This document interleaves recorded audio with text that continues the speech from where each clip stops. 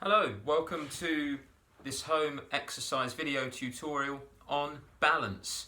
So basically, to improve balance, one has to challenge balance, but we want to do that in a safe and effective way.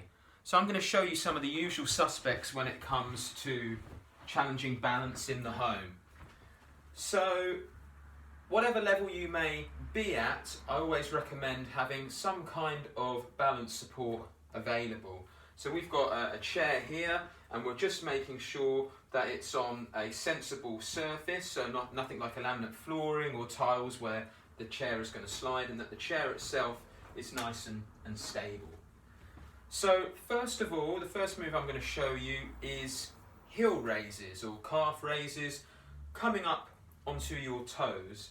So the main way to do this is first of all establish what balance support you need, whether it's just having something there to be available for you, one hand, two hands, finger balance. Remember, we want to be in that position where we're challenging balance. We're feeling, say, a little wobble. That's completely normal. That's what we want to feel. But if in doubt, we can step out and start again. We certainly don't want to take any risks.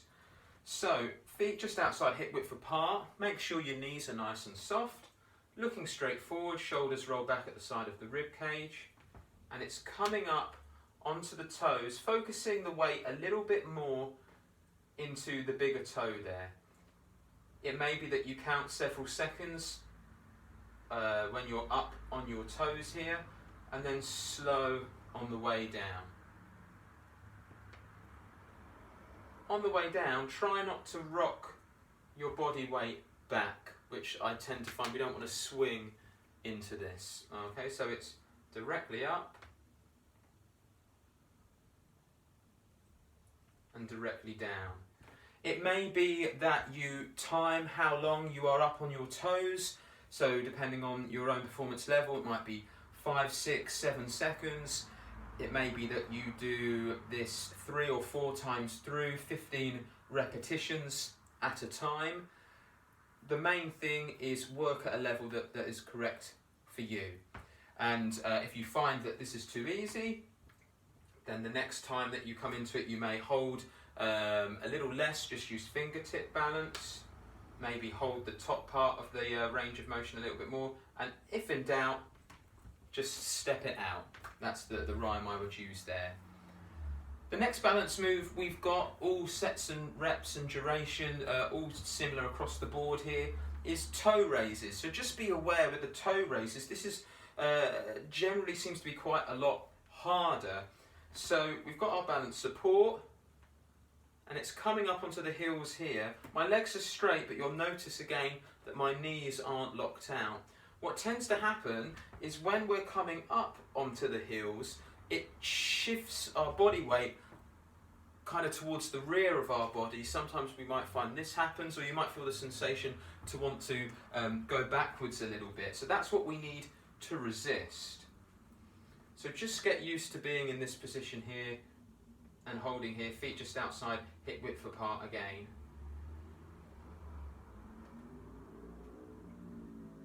Fantastic, keep breathing, don't hold your breath throughout.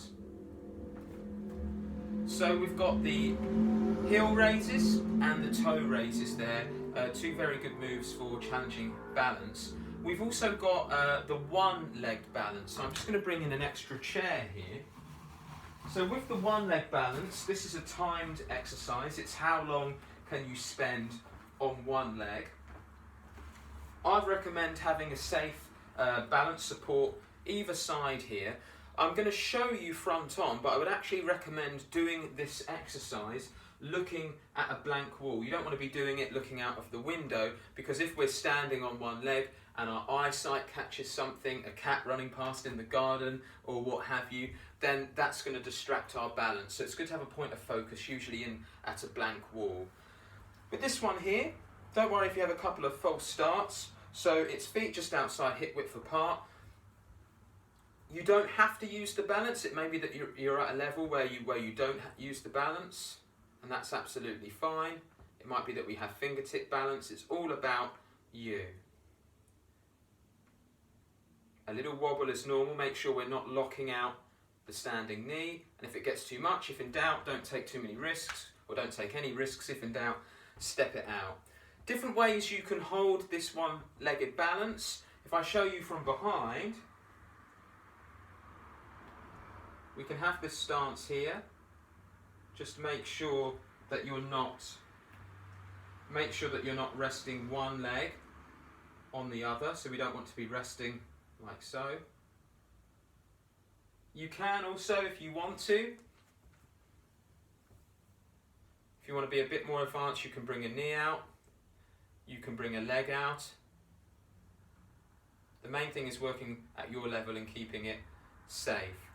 You can also do a dynamic version. You can do this within your chairs. I'm just going to show you side on, although I've noticed I've lost the head a little bit. Let's see if I can show you side on about here.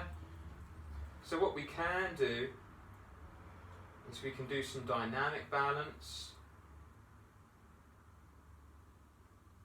You can even use the floor as a guide for your toe to begin with.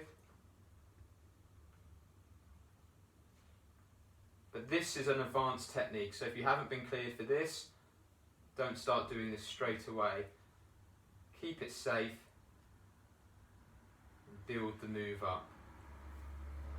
So there's some different exercises that you guys can do for balance in your home. So give them a try, keep it safe, and all the best.